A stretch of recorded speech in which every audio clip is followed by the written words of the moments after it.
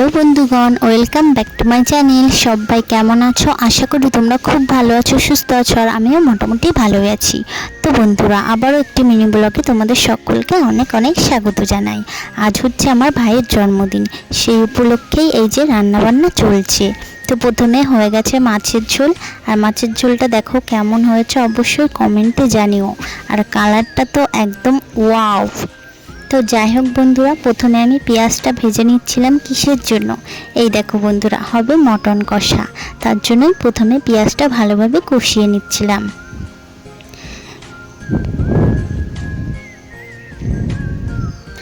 আর আজ তো ভীষণই গরম পড়েছে, রান্না করতে করতে দেখো ঘেমেই গেছি। তারপর এই যে মাংসটা বসিয়ে দিয়েছি কষানোর জন্য। তো যাই হোক বন্ধুরা, এই ছোট্ট একটি মিনি ব্লগ তোমাদের সঙ্গে শেয়ার করলাম। কেমন লাগলো অবশ্যই কমেন্টে জানিও। তো নেক্সট ভিডিওয়ে আবারও দেখা হবে তোমাদের সঙ্গে। তো ততক্ষণ ভালো থেকো, সুস্থ থেকো, টাটা।